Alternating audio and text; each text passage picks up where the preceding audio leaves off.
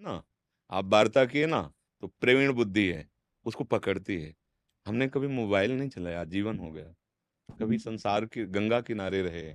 जैसे नए बच्चे हमारे संत बने ना, उनकी मानसिकता को पढ़ा, उनकी बातों को सुना, उससे हमें समय का जो चाल-चलन चल रहे हैं ना, जैसे आर्किटेक्ट बच्चे हैं, सीए बच्चे हैं, बड़े पढ़े-लिखे बच्चे हैं, तो जब वो हमारे सन्यासी बने आके, हमारे मार्ग में आए, तो उन्होंने अपनी वर्तमान की स्थिति को बताया, तो उसका ज्ञान हमको उससे हुआ। हमें जो समाज का ज्ञान हो रहा है, वो आपसे हो रहा है, मतलब आप लोगों के संसर्ग से हो रहा है और प्रवीण बुद्धि रही है, क्योंकि भगवत मार्ग में जो तो बड़ी सूक्ष्म बुद्धि होती है, आप एक पॉइंट पकड़ाइए पूरा उसकी सर्जरी बुद्धि कर देगी।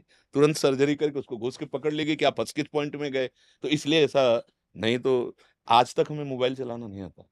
जीवन में कभी मोबाइल नहीं रखा है। ये तो चला ही है। हमें लगता है 20-25 वर्ष, 30 वर्ष पहले तो कभी और आज भी नहीं। ये जो सेवा में हैं वो लोग रखते हैं। अगर कोई बात हुई तो हम उनको बोलते हैं। हमारा प्रयोग नहीं है कभी ऐसा। और ये समाचार देखना, समाचार पत्र पढ़ना ये तो है ही नहीं। इससे कोई मतलब नहीं। पर हाँ, समाचार आपसे मिलता है।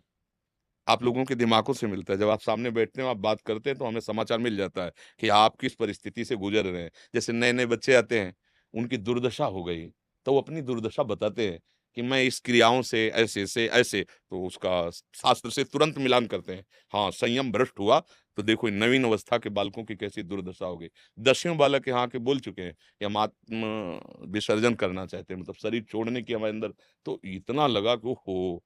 जिस वीर शक्ति को इतने हल्के से लिया जाता है, देखो इनकी कैसी दुर्दशा उसने कर दी और ये उसका महत्व नहीं रखते हैं, तो उसका ज्ञान होता है। ये जो हमें सामाजिक ज्ञान होता है, ये आप लोगों की कृपा से होता है और भगवान की कृपा से उसकी पकड़ हो जाती है, इसलिए उसका उसमें प्रवेश नहीं। जितनी देर मिले और जहाँ 9:30 बजे आरती के बाद, हाँ, एकांत अब रात्रि के 2:30 बजे 2:25 पर गेट से बाहर निकलेंगे। उसके मतलब किसी व्यक्ति से संपर्क नहीं, किसी से कोई मतलब नहीं। अपनी एक दिनचर्या है, उस दिनचर्या और उस दिनचर्या में दूरे सृष्टि आदि वार्ता, इनका कहीं कोई प्रवेश नहीं है। तो ये तात्कालिक होता है, जैसे आप तात्कालिक बोल रहे हैं, तो बुद्धि इतनी प्रवीण भगवत कृपा से को तत्काल पकड़ करके उसका निष्कर्ष निकाल देती है। तो आदमी को लगेगा कि या तो इनको पहले प्रश्न बता दिए, आप जितने बैठे हैं, हमारे प्रभु हैं। हम जानते ही नहीं आप कौन हैं, कहाँ से आए हैं, क्या प्रश्न है? पर वो आपका अगर वर्तमान का पति-पत्नी का भी है, तो चूँकि ऐसे व्यक्ति मिल चुके हैं, उनसे संभाषण हुआ है, तो उनके दिमाग को पढ़ा है और उसी के आधार पर उसको उत्तर शास्त्र प्रमाणित, मनमुखी नहीं, तस्मात् शास्त्रम प्रमाणन्ते कार्याकार्यो। तो उसको लगता है कि व्यवहार में अगर घुसे ना होते तो कैसे जानते? जिसके द्वारा रचा हुआ व्यवहार है, जब उसको समझ लिया जाता है, तो बकाया क्या रह जाता है? आप विचार करो, हैं? हाँ, हाँ, भगवान संपूर्ण सृष्टि को रचने वाले हैं, जब उनमें चित्त समावेश हो जाता है, तभी सब पता चल जाता है, बस बात ये है। हाँ, हाँ, ये चमत्कार नहीं है, ये बुद्धि का समर्पण है। जब बुद्धि का समर्पण श्यामा श्याम के चरणों में है, तो उन्हीं के चरणों से अनंत शक्तियों का विस्तार हुआ, सब लीलाएँ हो रही, तो जिधर इसको प्रवेश करो, उधर ही वो अनुभव करा देती है।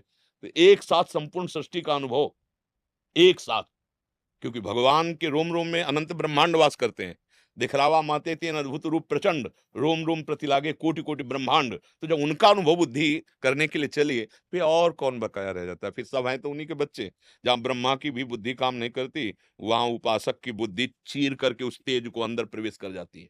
ब्रह्म तेज को ज्योति जहाँ, योगेश्वर धरे ध्यान, ताहि को आवरण तहाँ, श्यामा श्याम की उपासना में, नहीं पावे को जान। जब वहाँ गुरु कृपा से बुद्धि प्रवेश कर गई, तो माया है। इसका क्या वर्णन करना, इसकी तो जरा सा इशारे में बात समझ में आ जाती है। आप समझ